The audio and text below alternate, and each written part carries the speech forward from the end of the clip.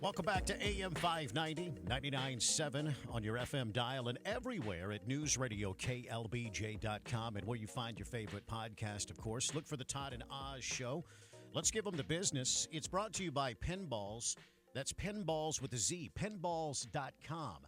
The Travis County Judge Andy Brown remains one of the more vocal proponents of a high-speed passenger rail service. He's not the only one, though. Officials in San Antonio are also keen on the idea. Brown says the entire state needs more options for people to hop on a train, but especially along the I-35 corridor. We needed to address the bigger picture of trying to improve passenger rail service all across Texas, especially between San Antonio and Austin. Yeah, he also mentioned the connection down to Monterrey, Mexico. And as of now, though, no actual plan is in place to make this rail line a reality. The city of Bastrop is growing quickly, and now that Elon Musk is planning to move its headquarters of the social media company X from San Francisco to Bastrop, growth could be accelerating soon for the once quiet Central Texas town. City Manager Sylvia Carrero-Trevino tells KVUE that they're trying to stay ahead of that growth projection. With Austin's growth, and Austin being one of the hottest MSAs in the state, we expected the growth.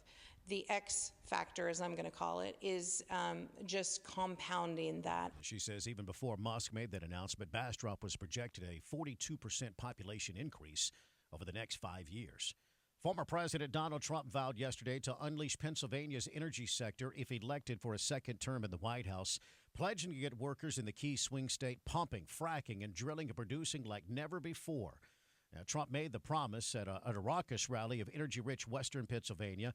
Buddy Carter is a Republican from Georgia, and he's on the House Energy and Commerce Committee. Certainly it is possible, and it would help the economy tremendously. I mean, let's face it, day one of the Biden-Harris administration, they declared war on fossil fuels, causing the price of gasoline to go up, causing inflation to go up, causing the price of fertilizer, of groceries to go up. It was a domino effect on what it had on the economy. And people are suffering. People in Georgia right now are suffering. They're having to make a decision between buying groceries and buying gas. Inflation was at 1.4% when Donald Trump was in office. Now look at it. It's been at highs of the last 5 decades. People are asking themselves, are we better off now than we were 4 years ago? And the resounding answer is no, we're not. We were better off with Donald J. Trump's policies. Meanwhile, former President Donald Trump will deliver remarks on taxes and the importance of U.S. manufacturing today in Georgia. Fox reporter Madeline Rivera has some of the details. Here we are just 6 weeks out from Election Day. A big speech for former President Trump. We've heard him propose different forms of tax relief. He's expected to talk about his plans to try and woo foreign companies to move to the U.S. Per a senior Trump advisor, some of the highlights include a 15% corporate tax for companies who make their product in the U.S., record low regulations, and a pledge to cut energy costs in half. Trump is looking to draw contrast with Vice President Kamala Harris. He criticized her in Pennsylvania on Monday for supporting a nationwide ban on fracking in 2019. Meanwhile, Vice President Harris is preparing to travel to Pittsburgh for a campaign event Wednesday. She leads the former president by 2 percentage points in a national average of polls in real clear politics. And she also plans to visit the border allegedly, coming up this Friday. Port workers in the Gulf and the East Coast, they could go on strike next week if their demands are not met. And some ports are slowing down, and it could impact the holidays while negotiations stall. Fox reporter Max Gordon has more from California on the story. The United States Maritime Alliance, USMX, which represents the employers, released a statement saying they're prepared to negotiate, but they've been unable to schedule a meeting. Now, the International Longshoremen's Association, they responded to that. They said they actually have met with the employers, but they just can't come to an agreement about compensation. If these strikes do happen, they will have far-reaching consequences.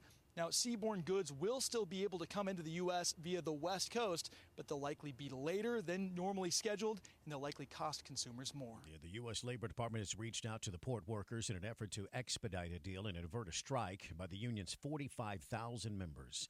Boeing made what it calls the best and final offer to striking machinists yesterday, but the union says it's not good enough. Here's reporter Carmen Roberts. Boeing's new contract offer to some 33,000 striking machinists includes a 30% pay raise over 4 years, up from 25% in the first proposal, as well as larger bonuses. But the union declined to put it to a vote before Boeing's Friday deadline, saying the plane maker had refused to bargain over the proposal that falls short of members' demands. The two sides met with federal mediators last week but failed to reach an agreement. It's estimated the strike is costing the cash-strapped company tens of millions of dollars a day.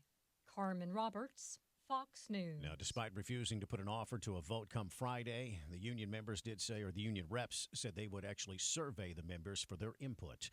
It is 5:55. You could join us, too, at 512-836-0590 here on the Todd and Oz Show. The Todd and Oz Show.